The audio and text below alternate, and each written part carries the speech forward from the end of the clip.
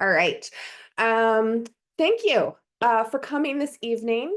We haven't had one of these sessions in a little while, but now things are happening. So we're back here giving you the updates. My name is Melissa, she, her pronouns. I'm the senior distributed organizer for Sierra Club, Pennsylvania. You're going to hear mostly tonight from Jen Quinn, our legislative and political director. And then we're also joined by Nate Regal, our clean energy program advocate. As we are going through the slides, I do suggest that if you have questions that you put those into the chat or wait until the end so that Jen can get through all of the updates. But then we will have time for questions. But sometimes if you stick it in the chat, Nate will answer it for you in real time. We do have these typically in the past every week for 6 weeks, but because we're not quite sure of how the spring is shaking out, we are doing 2 sessions. So our next one will be Tuesday, May 13th at 5. So we're doing 2 weeks, and then we will let you know if there are going to be more sessions after that. I think that is everything. We are recording, and these recordings do go up on YouTube, so keep that in mind. If you are comfortable having your camera on, we do try and avoid having the participants' video shared in those videos, but I cannot guarantee it if you are asking a question. Your video may end up in the recording.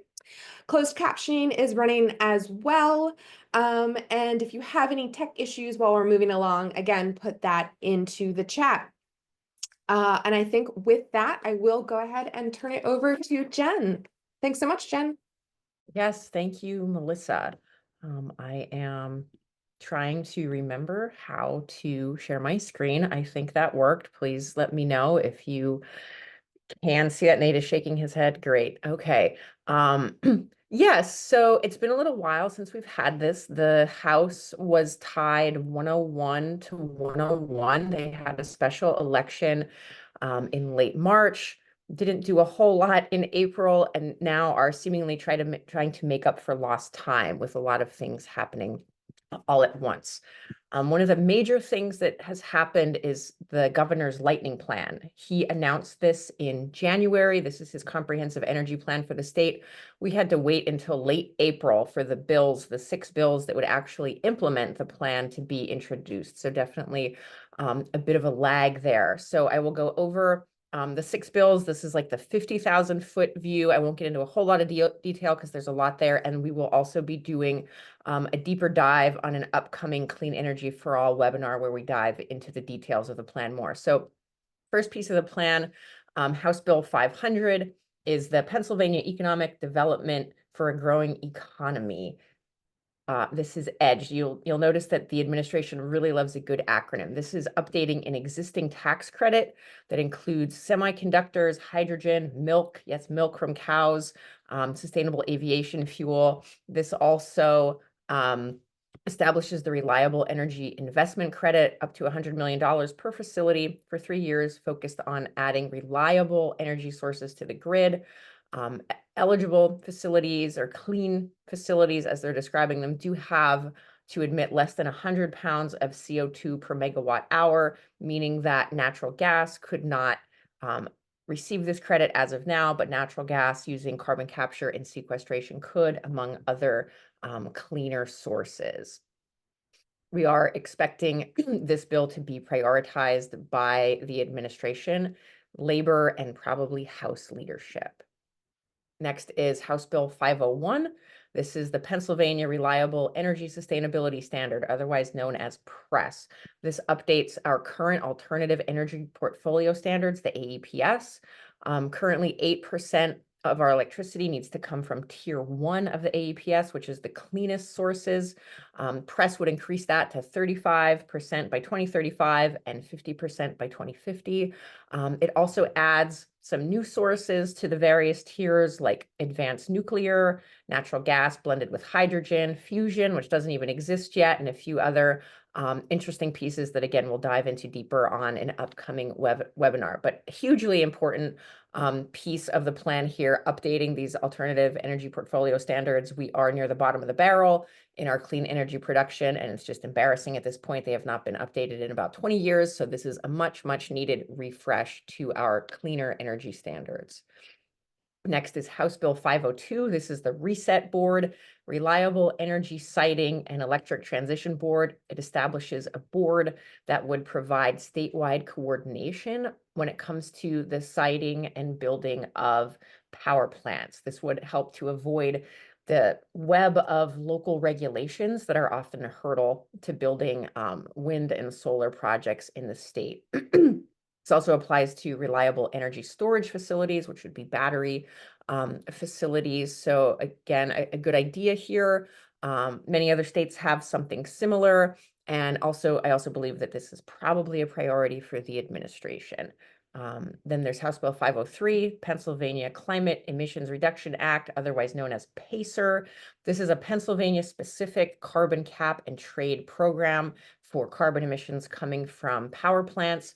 This would also mean that the state would not participate in the Regional Greenhouse Gas Initiative, or RGGI, which is a regional compact that includes most of the states in the Mid-Atlantic and the Northeast. We would not be part of RGGI any longer. And then the bulk of any fees paid by the power plants on their emissions would most likely be returned to ratepayers as a bill credit on their electric bills. Then House Bill 504 is community energy. This is made up of community solar, something that we've talked about many times before on the briefing. Community solar would allow members of a community or a certain region to subscribe and receive a credit on their electric bill from a nearby solar facility. Now, this is called community energy because it also allows methane digesters producing electricity to be part of this subscriber process. It's a way really to just get more political support from rural Republican legislators. This bill has already been voted out of committee. It received second consideration in the House today. It could very possibly get a final vote in the House tomorrow. We'll have to wait and see on that, but this is obviously being prioritized by the administration and House Democrats. If it does pass the House tomorrow, great, we're happy for that, a clear signal, but then it does have an uphill road in the Senate. House Bill 505, I think this is the last piece of the plan. This is updating Act 129. If folks are familiar with Act 129, it's the state's energy efficiency program for electricity customers. This is perhaps the bill that and program I know the least about, but it does broaden the scope of eligible energy efficiency projects. It will keep the current spend at that 2006 level where it's been for many years. That will then be reevaluated in 2031, dealing with things like inflation and $2006 and today's dollars. There was a lot of complexities there that they think they've worked out. So hopefully they have when it comes to increasing what utilities are spending on energy efficiency programs. And it also allows financial incentives for utilities to be included in their energy efficiency plans. So again, hugely important to update Act 129. I do think this is a very complex issue. I think this is a very heavy lift to get done, but an important part of the governor's comprehensive energy plan, and we're glad to see that being out there, being in the public. There was, I think, a hearing today in Senate Consumer Affairs about this. So again, a comprehensive energy plan from the governor's office finally introduced as legislation, and some pieces moving rather quickly in the legislature. And then I will flag a few other bills. House Bill 1261. This would ban PFAS foam used for firefighting. This is something that 15 other states have already done. It's kind of a no-brainer. Firefighters want it. Environmental organizations want it. It makes firefighters sick. It poisons our waters and our communities. There are alternatives. We don't need it. So there's a very good chance that this bill could pass. It would ban the manufacturing or selling in July 2026, and then would ban the use in January 2027. It's not a perfect bill. It does have some exemptions for airports, oil refineries, natural gas terminals.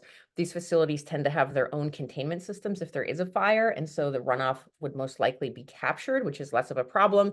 But again, the FAA is phasing out PFAS anyway, so I'm not sure why airports have it, but this is Pennsylvania, and you have to make some deals sometime to get a good bill passed rather than a perfect bill. But again, hoping that this will pass before the end of the legislative session, which is next December, so 2026. So we have a lot of time to work on this, but it has already been voted out of committee and something where we will be working on moving forward.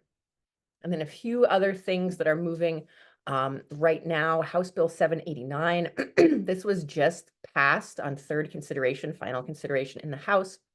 This would add electric vehicle charging infrastructure to what's known as CPACE. This is property assessed clean energy. It adds those sort of updates to your property relating to clean energy as part of your tax assessment. And then it provides an alternative financing structure, like through tax payments. So not a huge step, but a good step to include that. I'm very happy to see the House pass that about an hour ago. And then we have Senate Bill 349. This would require bonding and decommissioning for solar and wind installations. This is something that the solar industry is actually supportive at this point, given the very complicated web of local requirements that vary from municipality to municipality. We, of course, think there should be strong bonding requirements for the gas industry. So this is kind of ironic, but again, the solar industry is supportive of this bill and it will most likely come out of the Senate pretty soon. We also see Senate Bill 682 from last year, renaming the Department of Environmental Protection to the Department of Environmental Services. This is just something from Senator Yaw because he does not like DEP. It's a very silly bill, but again, will likely be voted out of committee this week. And then Senate Bill 430, this stemmed from an attempt to put windmills at Fort Indiantown Gap. That project has now been axed and replaced with a solar project, but this bill stems from that, and it would give the Department of Defense veto power over wind projects near airports and military airports. Currently, FAA has a review process that Department of Defense is part of, but ultimately it's up to FAA. This would add another layer of sort of unnecessary review to an already complicated process.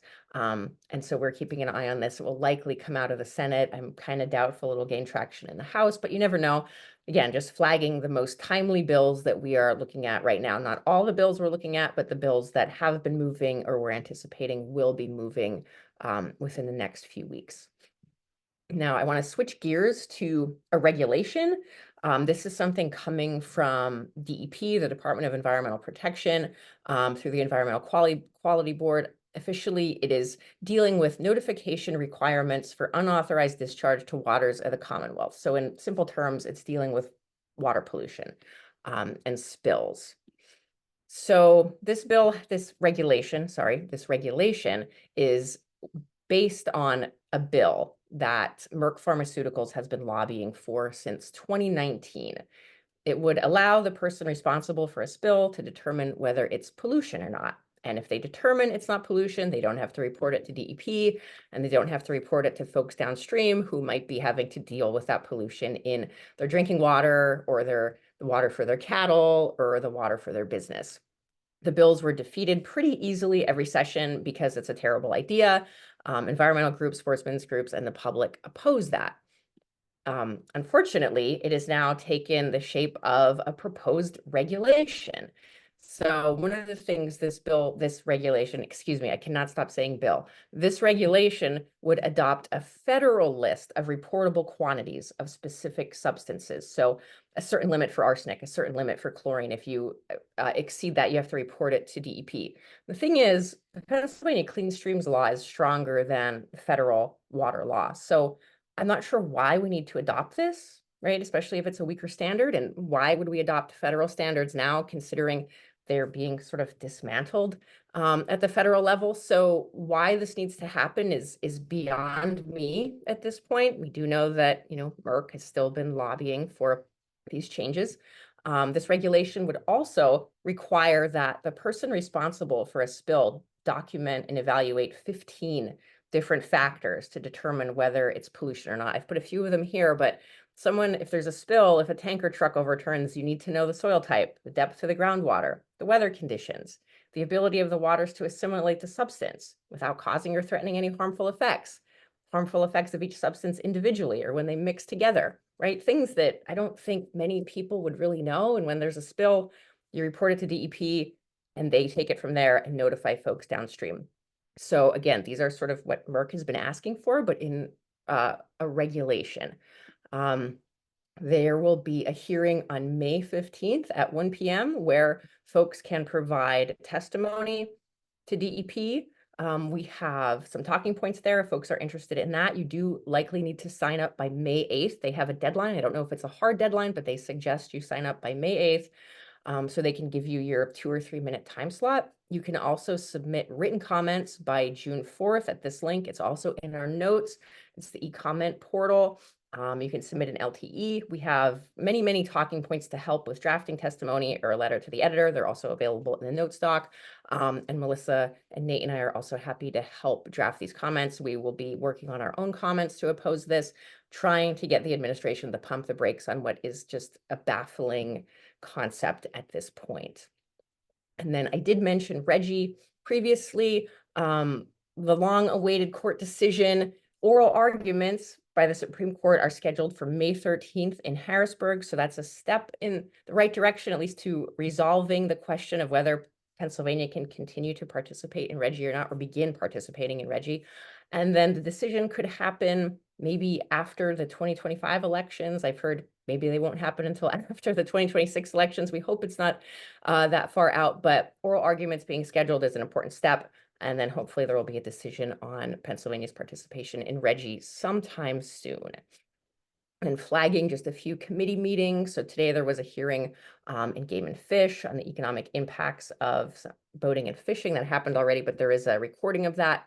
Tomorrow, House Energy has a meeting on geothermal energy development, which should be live streamed tentatively May 19th. The Environmental Committee will be having a hearing on press. I mentioned earlier the updating the alternative energy portfolio standards, part of the governor's lightning plan, scheduled for May 19th. And then tomorrow also, House Finance will be voting on House Bill 500. Again, that's the EDGE tax credit I mentioned at the very beginning, as part of the governor's lightning plan. So a lot of things happening, things being positioned and jockeyed before budget process begins in June in earnest. And then session days, very few session days remaining this month. And then back full force in June, as I mentioned, to hopefully get the budget done before September. Technically, it's due June 30th. We haven't seen a budget finished on June 30th for quite a while, but hopefully they can get that done in a reasonable amount of time. And then I think this is the last thing I'll flag. There is a virtual climate lobby day, June 5th. You'll have 30-minute meetings with state legislators, as well as a representative from an environmental organization to lead that. We'll be talking about the lightning plan, some other bills. There's a sign up here. There's also a sign up in the notes document. So feel free to join us on June 5th, where we're going to talk about some of the most pressing environmental bills in the legislature. And I will turn it over to Melissa. Jen, could you actually close screen sharing, reload the slides and reshare? I think some updates that I put on in the last hour are not up to date. So I think it's one of those Google Slides thing where it loads an old version. Okay, let me I think if you just, yeah, relaunch.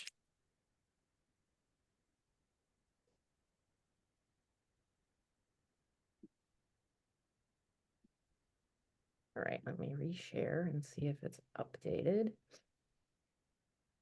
Yep. Yeah. Because now I see. Cool. Thank you.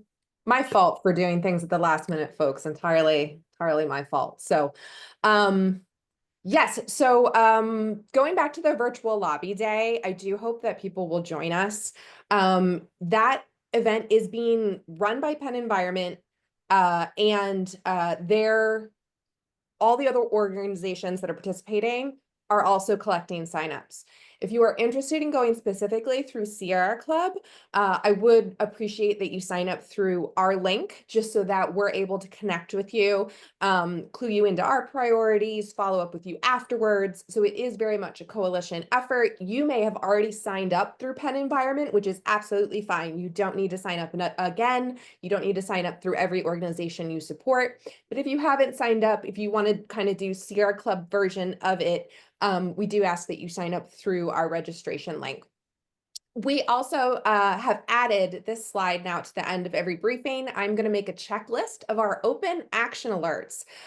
So these are any of those forms that you put in your information and it gets sent to a lawmaker directly, or it's a petition that we're collecting signatures on and we're going to submit, en masse, anything that is open.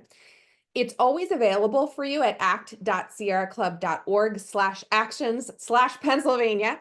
So you can bookmark that link and check it, but then I am also going to add this slide at the end of each briefing. So you can just go through the list and be like, did I fill out all of these? So Jen had already mentioned HB 504, the DEP regulation, and then we've got two more open ones here. I don't know if Nate wants to talk about those just briefly, as they are also House bills that you can take action on. Sure. Thanks, Melissa.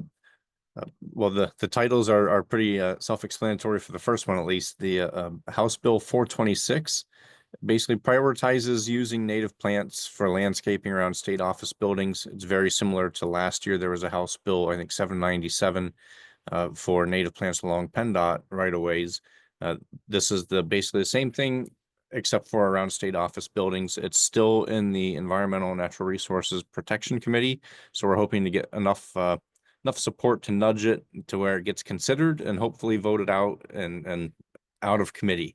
The Protect Native Species, House Bill 441, is authorizing DCNR to have authority over native terrestrial invertebrates, and that's because right now they're an orphan tax and no state agency has responsibility over them, which means no state agency can designate them as threatened or endangered. So think of like the rare bumblebees, the monarch, and that bill did get passed out of committee. So now we're waiting for a vote in the House on that one. So any support for both of those bills would be greatly appreciated. Great. Thanks, Nate. Next slide, because we have one. Okay, so we have one federal action that we're asking folks to take right now. We are collecting petition signatures telling our elected officials to protect the Inflation Reduction Act.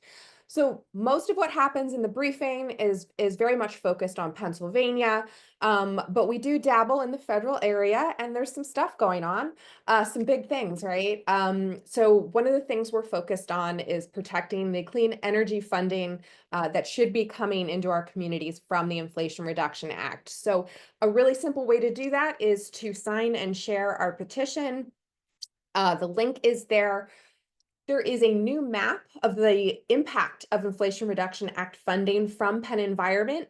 They've created a really cool tool that you can see the impact on your community. You can add that into your message to your elected official. So highly recommend checking that out. And then if you are someone who wants to collect paper petition signatures, maybe you're going to be at a community event, maybe you just want to bother your friends and family at dinner, I can send you the link to paper petition sheets. I can mail you actual sheets. All of that is in the briefing digest. This petition is going to be running at least into July.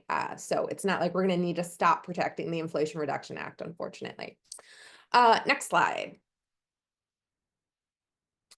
Okay, and every month our chapter advocacy team meets on the first Thursday of the month at 6.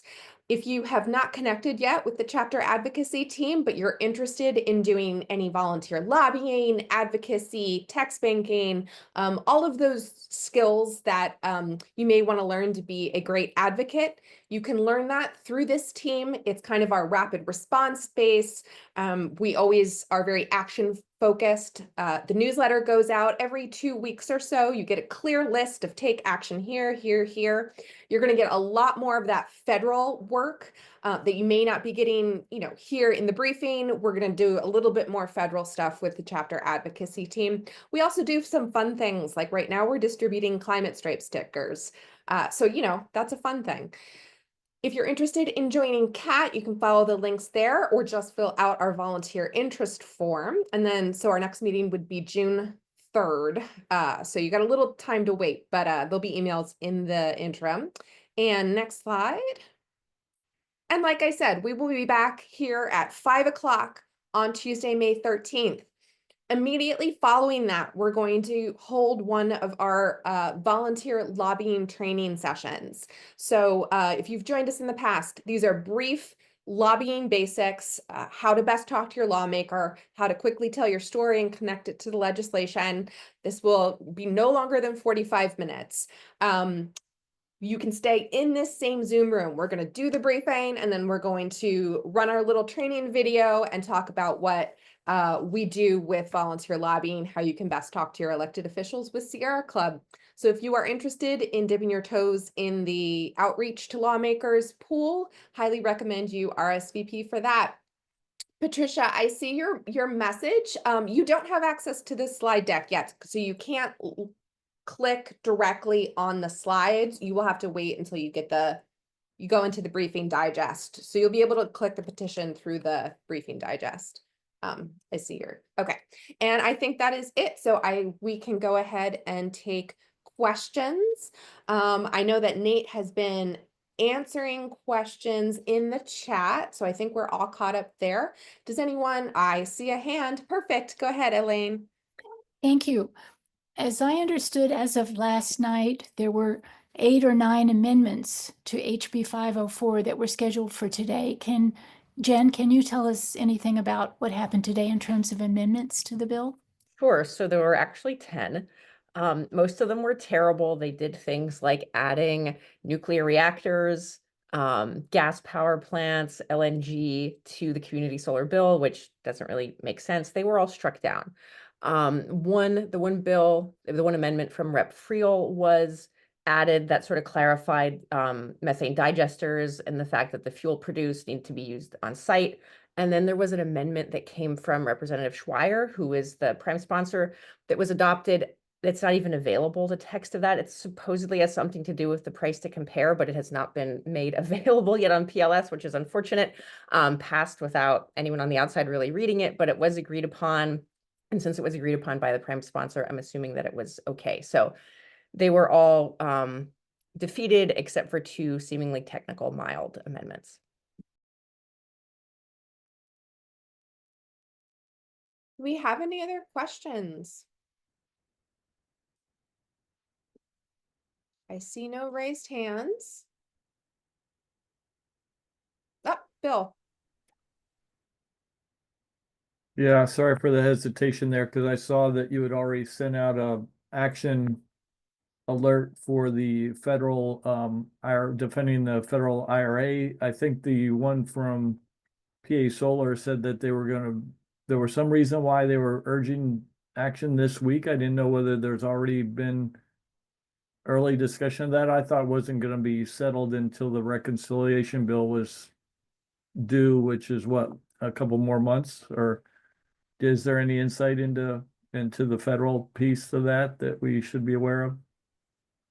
I have not heard anything that we're acting on. I think so I can't really speak to what they were looking at. If you want to forward it to me, I can forward it along and see if there's any feedback that we should be doing something, but I don't have anything new this week. That's fair. I can So, add really thank you. quickly, the budget process happens months and months in advance, so they're already jockeying for numbers and positions. So yeah, everything is on the table leading up to the budget for months. Yep, thanks. Oh, if I could, I'm sorry if I missed the beginning. Was there anything on the PA Solar for All that we should be aware of?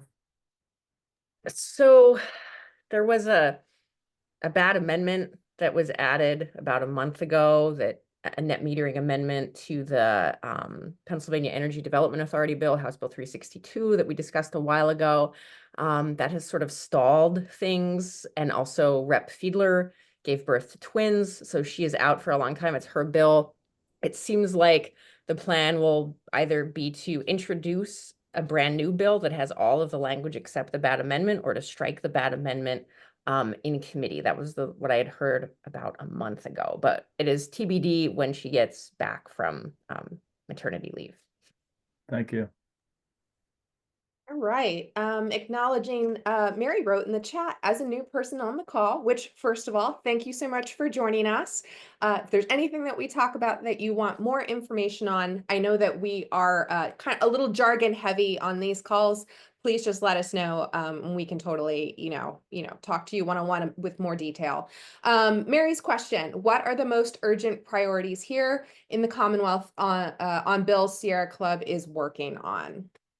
Sure. So what we talk about here are the most timely bills, what has moved or what we're anticipating to move. And so this is sort of a quick snapshot. Now, there may be other priorities, but we tend to focus here on just what is moving right now. There are a lot of bills that we support. We will put our legislative tracker in the notes. It has about 80 bills in there. But again, with limited time, limited resources, we try to focus on what is most likely to move, whether it's good or bad. And happy to discuss this further, but we'll add the tracker. You can see everything that we're following, but what's in here is a snapshot of sort of what's highest on our list at the moment.